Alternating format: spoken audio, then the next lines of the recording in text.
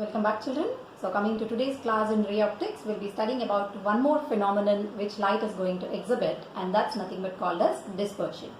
See, in the previous classes we have done reflection and refraction, two phenomena of light. Now coming to today's class, it will be about dispersion. So to understand this dispersion, all of you are familiar with formation of rainbow. So in rainbow we see the 7 different colors of white light. So this phenomenon of white light splitting into its constituent colors, that itself we call it as dispersion. So I repeat the definition. What do you mean by dispersion? It is splitting of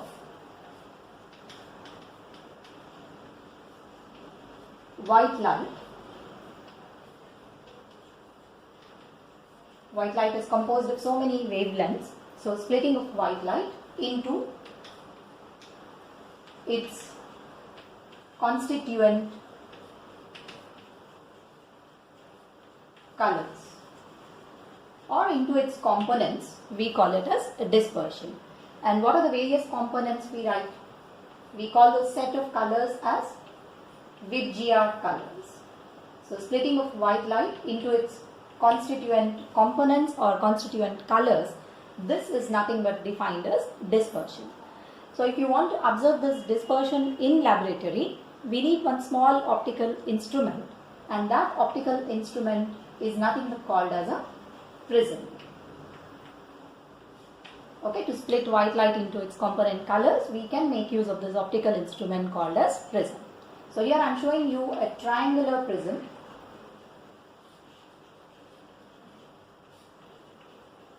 Okay, it is an optical instrument which is bound by two refracting surfaces.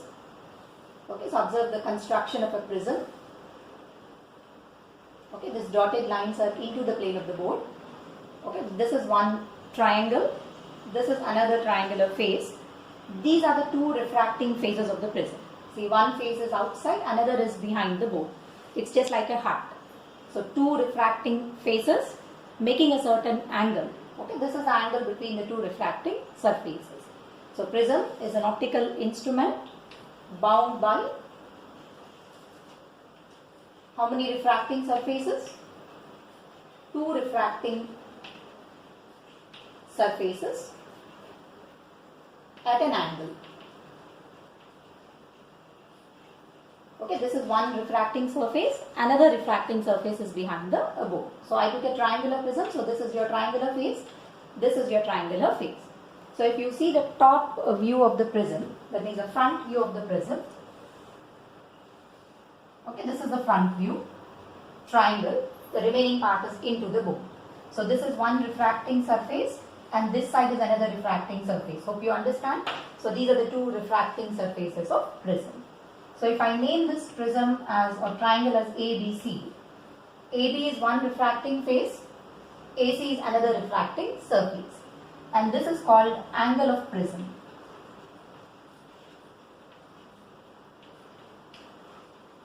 So whenever you incident a white light on one of the refracting faces of a prism, this white light is going to split into 7 different colors and emerge out.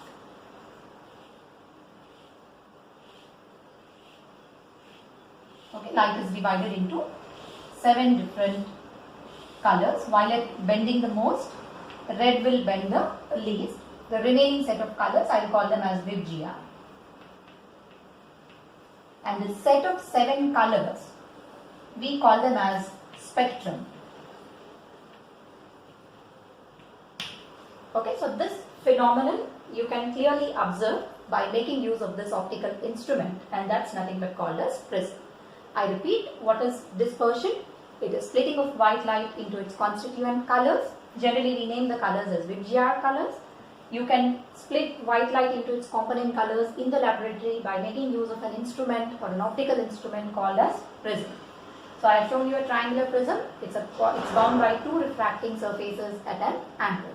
So angle between the two refracting faces of a prism, we call it as angle of prism.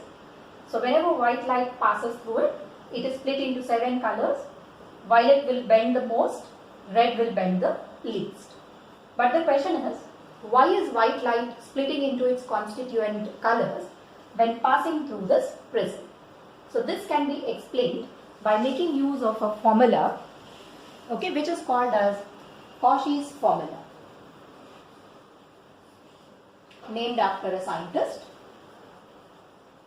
Okay, according to Cauchy's formula, the refractive index of light inside a material varies according to the equation A plus B by lambda square. So refractive index of white light or all the colors is same in air, but inside the material of the prism, it is observed that refractive index is a function of its wavelength. What do you call this relation as? This formula is called as Cauchy's formula. So if you observe the Cauchy's formula, what are we observing? Refractive index, how is it related to wavelength? It is inversely related to the square of wavelength. Here A and B are constants. So as per the Cauchy's formula, since refractive index is inversely related to wavelength, okay, we know for Vidyar colors, for white light, we write the range of wavelengths. What is the range of wavelength for white light? 400 nanometer to 700 nanometer. Okay, we know visible region has a wavelength ranging from 400 to 700 nanometer. So 400 corresponds to violet and 700 corresponds to red. And since the wavelength is less for violet, what can we talk about its refractive index? So I will write the conditions here. Refractive index of violet is greater than refractive index of red. This is because lambda of violet is less than lambda of red. Wavelength is less, refractive index is more. And we all know refractive index is inversely related to speed. So what will be the speed? Okay, if I represent speed as V, speed of violet is less than speed of red color inside the prism or inside the glass or inside the material of the prism. Each color has a different speed. Outside they were traveling with the same speed, but once the speed differs inside the medium, what will happen to white light? If each color is traveling with a different speed, they split. And here we can clearly see red is traveling faster than violet. Speed of red color is more when compared with violet. So red takes the shortest path and emerges, and violet bends more and then emerges. So if I extend this incident ray, extend red color backward, we call this angle as deviation produced by red. Again I repeat, I have extended the incident ray. Okay, dotted line represents the extended incident ray. If you extend this red color backward, the angle between these two is called deviation produced by red.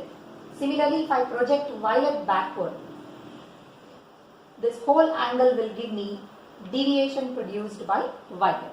Just now I told you violet is bending more and red is bending less. So deviation of violet is greater than deviation produced by red. And here itself we can also talk about critical angle. Hope you remember critical angle is inversely related to its refractive index. So what can we talk about the critical angle? Since mu V is greater than mu R, critical angle for violet will be less than critical angle for red. Okay, so this is the condition for critical angle.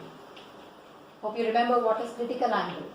The angle of incidence in the denser medium, for which angle of refraction becomes 90. For total internal reflection to take place, your angle of incidence should be greater than critical angle. So this is regarding deviation. This equation gives you about speed. This is for refractive index. And the first one is wavelength. Okay, remember these. Okay, now we'll be discussing about one formula which is called as prism formula. It's a small derivation, and at the end of the derivation we will conclude with a formula which is called as prism formula. And using this prism formula you can find out the refractive index of the material of the prism. So actually you have this experiment for your boards. So follow the procedure carefully. Using the small experimental result, you can determine the refractive index of material. So to understand this, let us start with a triangular prism. I am showing you the front view of a prism. Let AB and AC are the two refracting surfaces of a prism. AB and AC are called refracting surfaces, and this is the angle of prism. Angle A is angle of prism.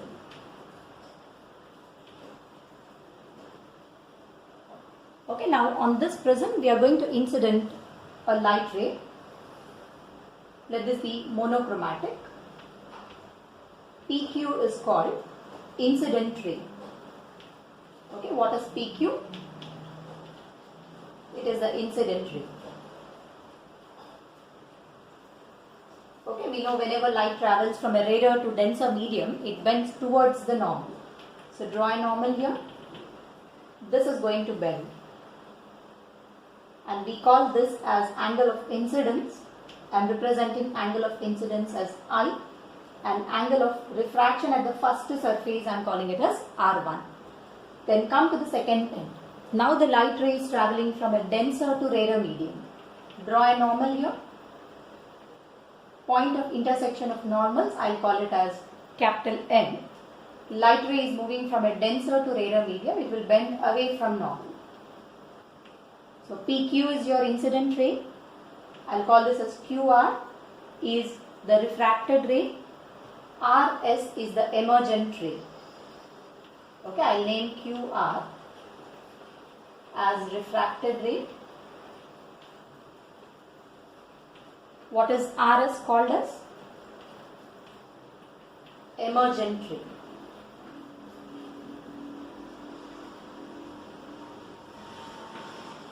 Now let this angle of emergence be small e, and I will call this angle as R2. I repeat, one angle of refraction is R1, the other side I am naming this angle as R2. Extend the incident ray and extend the emergent ray backward. Okay, this is your emergent ray. I have extended it back. So this angle, we call it as angle of deviation. Again I repeat, PQ is your incident ray, QR is the refracted ray, RS is the emergent ray.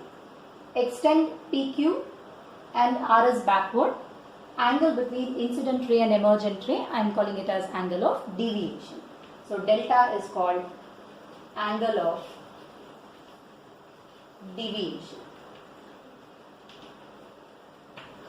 Okay, now the remaining part of the derivation, we are completely making use of geometry. Okay, look at this triangle. I will call this point as O. See, from this smaller triangle, Q, R and N. So from triangle, Q, R, N. Sum of these three angles, that is R1 plus R2 plus angle N. Can I write it as 180 degree? Call this as equation 1. Now look at this quadrilateral. A, Q, N, R and A. I repeat, for quadrilateral A, Q, N, R, this is 90 degrees because normal always makes an angle 90 degrees. This dotted line is also normal, which makes an angle 90 degree. So what should be the sum of other two angles? Angle A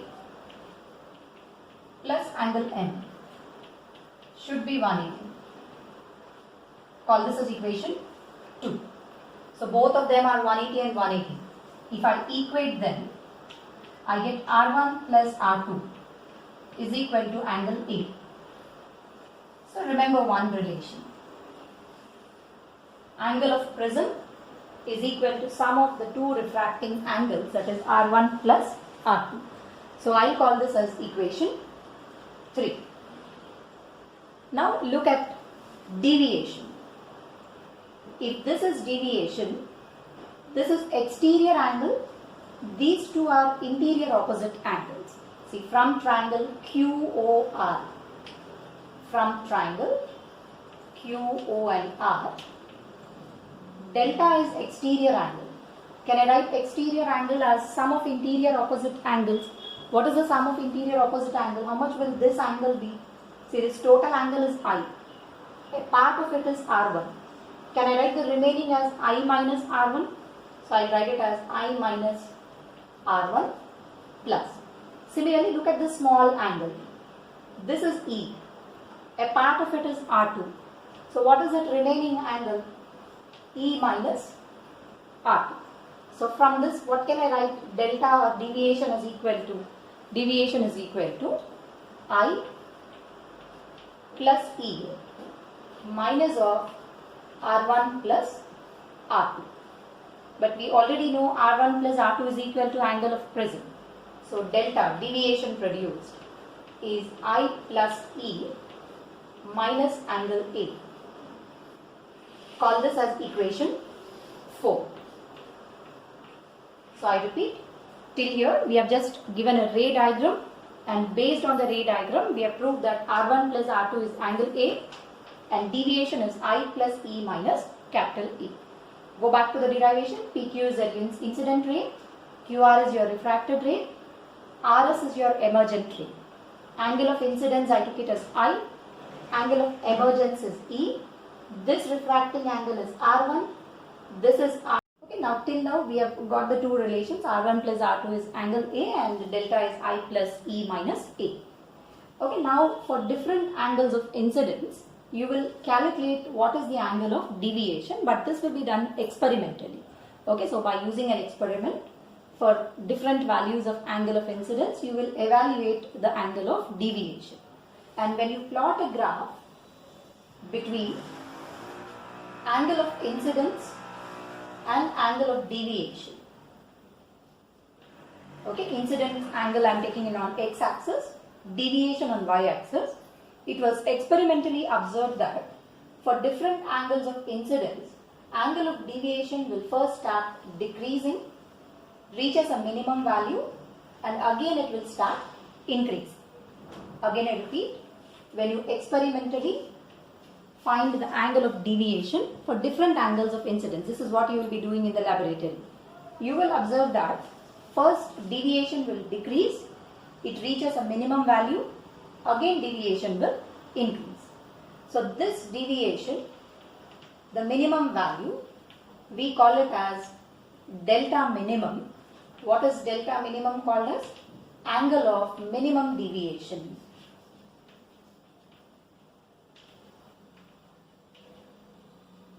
So at angle of minimum deviation, so when deviation becomes minimum, I and E, angle of incidence and angle of emergence will become equal.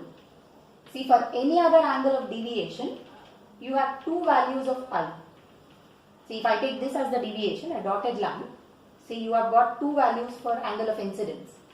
If this is I, this is angle of emergence. Okay, they can be reversed. If this is E, this will be equal to I. But as deviation becomes minimum, what is happening to these two values? They are merging together and becoming equal. So at minimum deviation, when delta becomes equal to delta minimum, angle of incidence becomes equal to angle of emergence. If I and E become equal, see if these two angles become equal, obviously R1 and R2 also will become equal. So what is the other condition I can write? R1 becomes equal to R2 is equal to R. And if it is an isosceles prism, QR, the refracted ray, becomes parallel to base. QR is parallel to BC. So you can remember these three conditions, but when are these conditions applicable? Only at angle of minimum deviation. I repeat, experimentally when you plot angle of deviation for various angles of incidence, you will observe that angle of deviation first decreases and then it will start increasing. The minimum value we call it as angle of minimum deviation. And when prism has reached angle of incidence, the deviation has become minimum, you will observe that I and E are becoming equal, R1 and R2 are becoming equal, refracted ray becomes parallel to the base for an isosceles prism. So if you apply these three conditions in equation 3 and equation 4, tell me what will you get? Drop the suffixes because R1 and R2 are becoming equal. 2R is equal to 8. Where A is angle of prism. What is angle of refraction equal to? A divided by 2. Similarly, if I and E become equal, I can write delta minimum is 2I minus A. Or what is angle of minimum, angle of incidence equal to from this? Delta minimum plus A divided by 2. See, we have got the angle of incidence and angle of refraction. Angle of refraction has become angle A by 2. Angle of incidence has become delta M plus A divided by 2. I did nothing. I have taken R1 and R2 equal. I and E as equal. Now once you know I and R, tell me how can we determine the refractive index of the material with respect to air? Mu is equal to sin I by sin R. That is nothing but sin of A plus delta M by 2. Delta M is angle of minimum deviation divided by sin A by 2. Okay, we all know what is the angle of prism, and you can find out angle of minimum deviation from ID curve, that means I versus delta curve. You can easily determine what is the refractive index, and we call this relation itself as the prism formula. So what is your prism formula? How can we determine the refractive index of the material of the prism by using a prism formula? Okay, it is nothing but sine of A plus delta M by 2 whole divided by sine A by 2. So this expression itself we call it as prism formula. So this is one advantage of studying prisms. Say if you know if you have a prism made up of some material, you can plot I versus delta graph because it's transparent. Then you can find out the minimum deviation. Angle of prism is already a manufactured value. You know the value of angle of prism. If you know delta M, you can determine the refractive index. So this is one of the very important derivations for subjective exam. So don't forget to give the diagram clearly. At the same time, this graph is also important. So they may ask you, what are the conditions for minimum deviation? At minimum deviation, I and E become equal. That means this diagram becomes symmetric. At that case, R1 and R2 also become equal. And refracted ray becomes parallel to a base. It is if it is an isosceles prism. So this is regarding your prism formula.